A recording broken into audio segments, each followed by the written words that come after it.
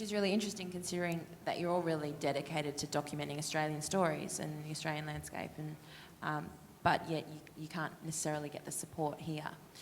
So do you think one of the issues is that there's this misconception about documentary photography and that it is quite hard to position it as an art form? Yeah, certainly. I think more and more now, and in the last 10 years and in the near future, there's a bit of a transition thing going on, and a lot of people who formerly might have referred to themselves as photojournalists or documentary photographers are trying to align themselves with more of an art market. I think mainly because there's so little opportunity to be published in traditional media, newspapers and magazines these days. It's just it's getting close to impossible within Australia, and those that do don't have any budget to make it profitable for photographers.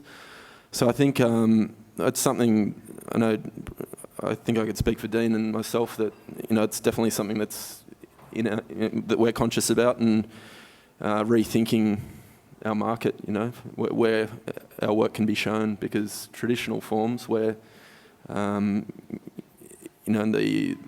the golden years of photojournalism in the 70s and previous to that, where there were these amazing magazines that dedicated dozens and dozens of pages to photo essays, they don't exist anymore. And so the book and the website and the exhibition are all sort of manifestations of alternative ways of showing the work. Yeah. Are you distributing the book overseas?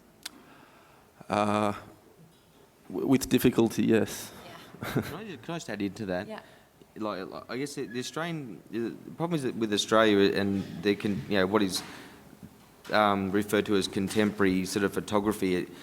It's all about contemporary photography in Australia, and it's all about an idea, and not so much about the aesthetic. A lot of our work relies on the observation, and the Australian market finds it really difficult to understand sort of consider observation as being able to be classified as conceptual.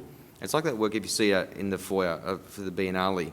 It's a purely a conceptual idea, and that's what dictates here in Australian photography. It's very much different in Europe and North America, where observational work takes a big place. The Australian market it just cannot handle really just observational work, and particularly as conceptual, where a lot of our work is observational but it is conceptual, but it's yet here. The market is yet to really understand that concept. So, what advice would you give to other people who chose to organise collectively and to kind of join forces to actually make their jobs a bit easier?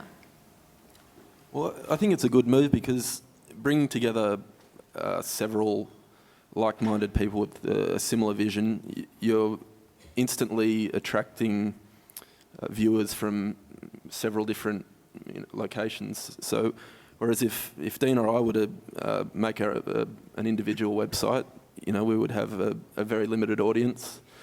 Whereas coming together, we bring people who may not have looked at Dean's website or may not have looked at my individual website, but because they're looking at mine, they're also looking at Dean's, and eight other photographers. And so I think it's a good move, and it's certainly, as a new member, as I said, I'm really appreciating the benefits of being part of a collective, and I think there are the advantages far outweigh the negatives in terms of distributing work and having it seen, I think, yeah. So, sorry, to answer your question, I would certainly encourage it, but having said that, you really need to be dedicated and not necessarily see it as something that is going to pay the bills and put food on the table. But if it's something that you are passionate about, then that's probably a secondary issue, and it will deal with itself, hopefully. Yeah. Dean, do you have anything to add to that? Yeah, I mean, I can only say it goes back to the very beginning when I was first talking with Bill Farmer, being a designer, and when he first suggested that, like, could you pull a group of people together? And he said the thing is with individual sites, he understood why I had no interest. Well, I had no interest in having an individual site, and he said, well, the thing is with from a design. He was a senior designer, and he said, when we're sourcing imagery, for campaigns or whatever, he goes, if we go to an individual site and, you don't find what you want there, the chances of you actually going back there is really limited. So, but if there's if you have a collective or you might not find from the person an individual you're after, but you might go, oh wow, this person is here, this person, and you might find what you're after. You're more likely to go back to a collective site rather than just an individual person's website. So for me, that vindicated my own sort of decision not to pursue an individual sort of website. I mean, a lot of photographers do it, but and I know, I know a lot of photographers, they have their individual websites. I never visit them. I go to their collective sites. They also work, in collectives and agencies. And I'd sooner go to an agency to view their work than go to their own personal site. So it made a lot of sense to me. And I guess that was the reason for our success is because we became a collective. And it's almost kind of, it almost seems a little counterintuitive that a really good way of getting work or getting attention is actually to group yourself or place yourself alongside a whole bunch of other people doing the same thing. Rather than competing with each other, you're actually helping to share attention between all 10 of you by grouping together. Great, thanks guys. We'll come back and ask some more questions at the end. Yeah.